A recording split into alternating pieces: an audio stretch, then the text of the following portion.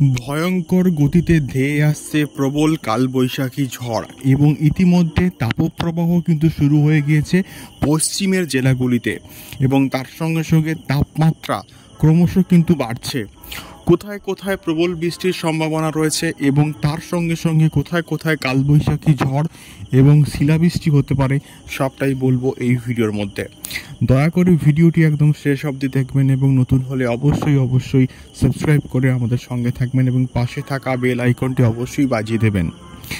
ক্রমশ বাড়ছে তাপমাত্রা এবং তার সঙ্গে সঙ্গে তাপমাত্রা বাড়ার সঙ্গে সঙ্গে আপেক্ষিক আর্দ্রতার পরিমাণ কিন্তু কন্টিনিউয়াসলি বাড়ছে এবং যার ফলে কিন্তু ক্রমশ তাপপ্রবাহের কিন্তু সৃষ্টি হচ্ছে এবং আগামী এক সপ্তাহের মধ্যে বিভিন্ন জেলাতে আপেক্ষিক আর্দ্রতার মান কিন্তু বাড়বে এবং বিভিন্ন জেলাতে কিন্তু তাপপ্রবাহের একটা কিন্তু সৃষ্টি হতে পারে এবং বৈশাখ মাস পড়ে গিয়েছে এবং বৈশাখ মাসে কালবৈশাখী ঝড় হওয়ার কিন্তু একটি প্রবল সম্ভাবনা কিন্তু সৃষ্টি হয়েছে এবং এতে ইতিমধ্যেই পশ্চিমবঙ্গের বিভিন্ন জেলাগুলিতে কিন্তু কালবৈশাখী ঝড় শুরু হয়ে গিয়েছে এবং এই কালবৈশাখী ঝড় শুধুমাত্র কলকাতা এবং দক্ষিণ চব্বিশ পরগনা নয়, পশ্চিমের যে জেলাগুলি রয়েছে বাঁকুড়া, পূর্ব পশ্চিম মেদিনীপুর, পুরুলিয়া, এই সমস্ত জায়গাতে কিন্তু কালবৈশাখী ঝড় হওয়ার একটা সম্ভাবনা কিন্তু সৃষ্টি হচ্ছে।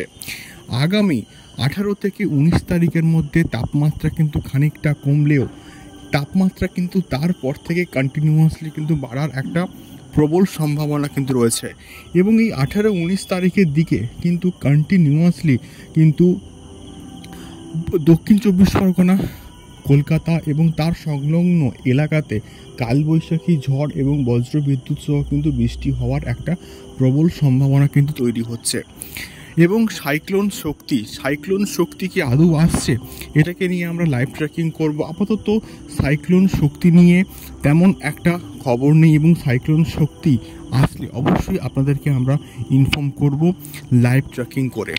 আজকের ওয়েদার আপডেট সংক্রান্ত ভিডিওটি এই অবধি। দেখা হচ্ছে পরবর্তী ভিডিওতে আবহাওয়া সংক্রান্ত আরও অনেক ইনফরমেটিভ ভিডিও নিয়ে। নমস্কার।